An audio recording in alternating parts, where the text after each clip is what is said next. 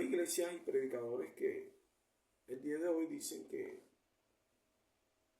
Jesucristo fundamentó o dejó como máximo líder al apóstol Pedro, por un pasaje que está en Mateo 16, 13 al 20. Y la iglesia tradicional dice que el apóstol Pedro es el primer papa y que el actual es la continuidad de ese papado o de ese llamado.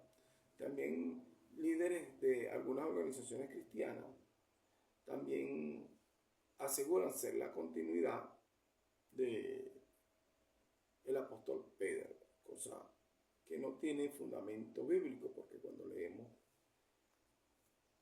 en la Biblia,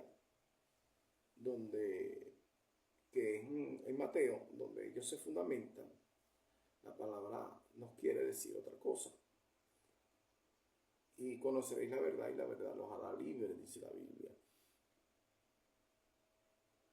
Porque antes de que sucediera esto, el Señor hablaba sobre aquellos que fundamentaban o se fundamentaban sobre la roca, ¿verdad? Una metáfora donde el Señor utiliza una casa que es fundamentada sobre la roca, que es la palabra de Dios, y los que edificaban la casa sobre la arena.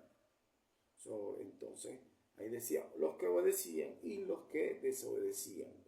Los que obedecían fundamentaban esa casa sobre la roca, y los que desobedecían, entonces, fundamentaban su casa sobre la arena. Y cuando usted lee ese pasaje que queda en Mateo 7, 24 al 29, se va a dar cuenta de que esa roca es la palabra de Dios. ¿Qué dice la Biblia? En el principio era la palabra de Dios, y la palabra era con Dios, y la palabra era Dios.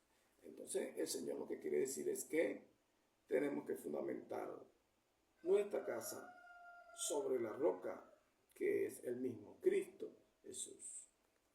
Vamos a leer la Biblia. Dice la confesión de Pedro. Viniendo Jesús a la región de Cesarea de Filipo, preguntó a sus discípulos diciendo: ¿quién dicen los hombres que es el Hijo del Hombre? Ellos dijeron: unos Juan el Bautista, otros Elías, otros Jeremías o algunos de los profetas. Él les dijo: ¿y vosotros quién decís que soy yo? Respondiendo, Simón Pedro dijo: tú eres el Cristo, el Hijo del Dios viviente. Entonces le respondió Jesús: bienaventurado eres, Simón, hijo de Jonás, porque no te lo reveló carne ni sangre, sino mi Padre que está en los cielos. Y yo también te digo que tú eres Pedro. Nunca hay una coma. Dice: y sobre esta roca edificaré mi iglesia, y las puertas del Hades no prevalecerán contra ella. A ti te daré las llaves del reino de los cielos, y todo lo que atares en la tierra será atado en los cielos, y todo lo que desatares en la tierra será desatado en los cielos. Entonces vemos que la palabra Pedro significa Petros, o sea, canto rodado. Una piedra más pequeña, muchos la utilizaban para la construcción, para las bases.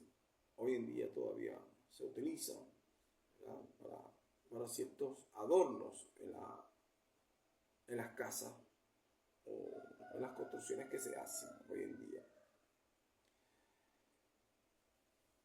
Y dice: y sobre esta roca edificaré mi iglesia. Entonces está la palabra griega que es Petra, que significa roca sólida, roca sólida. ¿Y cuál es la roca sólida? La palabra de Dios, la palabra de Dios. ¿Qué más dice? Y las puertas del Hades no prevalecerán contra ella. Está hablando de la resurrección de la iglesia en los días postreros, ¿verdad? Cuando Jesucristo venga y llame a la iglesia, y los que están muertos en Cristo resucitarán primero, y los otros, los que vivimos juntamente con ellos, seremos levantados a los cielos. Y también dice: y te daré las llaves del reino de los cielos. Y todo lo que atere en la tierra será atado en los cielos, y todo lo que desatares en la tierra será desatado en los cielos. Mucha gente piensa y cree, desde pequeño yo escuchaba eso, de que el apóstol Pedro tiene las llaves del reino de los cielos, entonces está allá y la persona que muere aparece allá en los cielos y lo recibe el apóstol Pedro con las llaves y lo revisa hoy si está en una lista, un libro, y depende lo que arroje en el libro, entonces le abre o no le abre. Hermano, cuando Jesucristo le dice a ti te daré las llaves del reino de los cielos, resulta que el apóstol Pedro fue el primer predicador del mundo cristiano después de nuestro Señor Jesucristo en predicar el evangelio, donde se entregan primero más de 3.000 personas y después más de 5.000 personas. Ahí utilizó las llaves del reino de los cielos.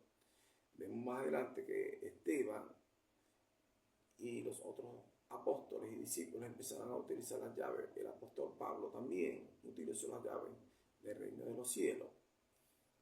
En la predicación, o sea, cada vez que usted predique, hable del reino de los cielos, usted está utilizando esas llaves porque por medio de usted, ¿verdad?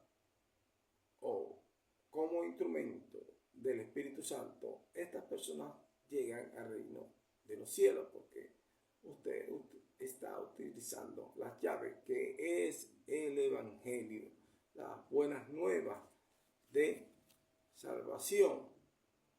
Entonces, esto echa por tierra esto que han enseñado a la iglesia tradicional y algunos líderes de la iglesia evangélica, ¿verdad? El cual yo soy parte y lo he escuchado muchas veces y digo, bueno, ¿de dónde saca esta persona esta enseñanza?